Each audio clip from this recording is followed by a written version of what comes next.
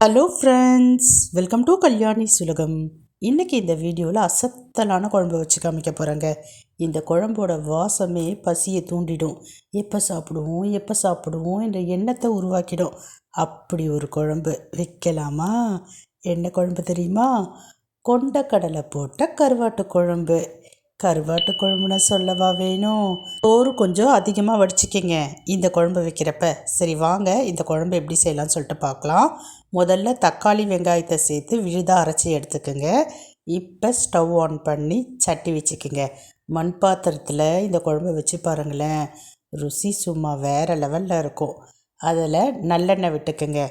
எண்ணெய் காய்ந்த பிறகு கடுகு வெந்தயம் சேர்த்துக்குங்க.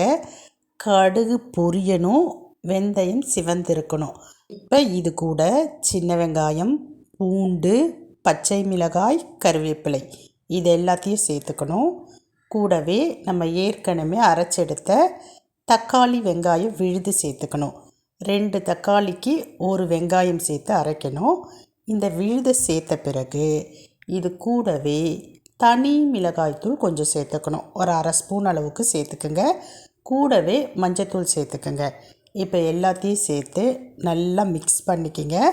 அந்த எண்ணெயோடு சேர்ந்து மிக்ஸ் ஆகணும். அப்போ தான் கருவாட்டு குழம்புக்கு ஒரு நல்ல நிறம் கிடைக்கும்.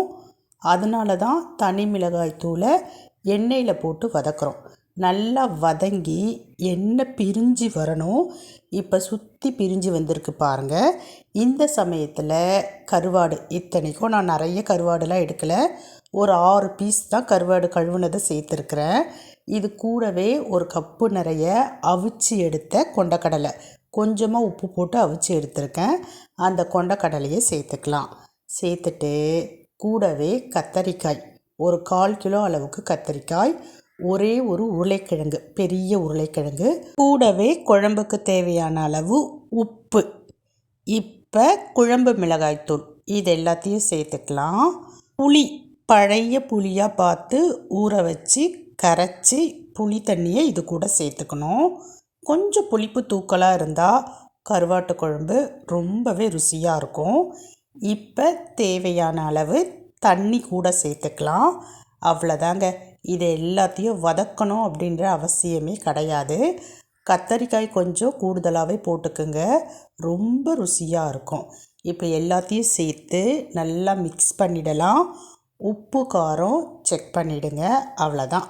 ஒரு 10 நிமிஷம் மீடியம் ஃப்ளேமில் அப்படியே விட்டுடுங்க. நல்லா கொதிக்கணும். கொதிக்கிறப்ப வரும் பாருங்கள் வாசனை, சும்மா கம கம கம கமன்னு இருக்கும். பொதுவாகவே கருவாட்டு குழம்பு எந்த காய் கூட சேர்த்து செஞ்சாலும் ரொம்பவே ருசியாக இருக்கும். அதனுடைய மனமும் ரொம்ப சூப்பராக இருக்கும். குறிப்பாக கொண்டக்கடலை, கத்தரிக்காய், உருளைக்கிழங்கு, கருவாடு போட்டு வச்சு பாருங்களேன், இதோட டேஸ்ட்டே வேறு லெவல் தாங்க. மனமும் ருசியும் தனியாக இருக்கும். இத்தனைக்கும் கருவாடு நிறைய சேர்க்கணுன்ற அவசியமே கிடையாது. ஆனாலும் மனம் வரும் பாருங்க, அசத்தலாக இருக்கும். இப்போ நல்லா கொதிச்சிடுச்சு. எல்லா காய்கறிகளுமே நல்லா வெந்துருச்சு. கருவாடும் கரையாமல் சூப்பராக வெந்து வந்திருக்கு பாருங்கள். ஆனால் மேலே இன்னும் எண்ணெய் பிரிஞ்சு வரலை. ஸோ ஒரு 3 நிமிஷம் மறுபடியும் நம்ம வெயிட் பண்ணலாம். எண்ணெய் நல்லா மேலே பிரிஞ்சு வரணும். அப்போ தான் கருவாட்டு குழம்பு ரெடி ஆகிடுச்சின்னு சொல்லிட்டு அர்த்தம். மற்ற பாத்திரங்களில் குழம்பு வைக்கிறத விட மண் சட்டியில் குழம்பு வச்சிங்கன்னா நம்ம ஊற்றின எண்ணெயை விட அதிகமாகவே மேலே மிதந்துருக்கோங்க. இப்போ பாருங்கள், குழம்பு முழுக்க மேலே எண்ணெய் படிஞ்சிருக்கு, எண்ணெய் மிதந்துக்கிட்டு இருக்கு. சூப்பராக கருவாட்டு குழம்பு ரெடி ஆயாச்சு.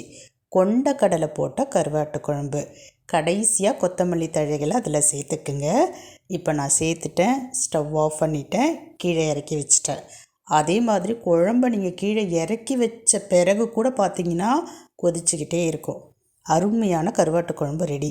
இதே மாதிரி பாரம்பரியமான ஈஸியான ரெசிபீஸ்லாம் தெரிஞ்சுக்கணுன்னா மறக்காமல் நம்ம சேனலை சப்ஸ்கிரைப் பண்ணிக்கிங்க. உங்கள் ஃப்ரெண்ட்ஸ் அண்ட் ஃபேமிலிக்கு ஷேர் பண்ணுங்கள். மறக்காமல் லைக் பண்ணுங்கள். இப்போ நான் கிளம்புறேன். பை.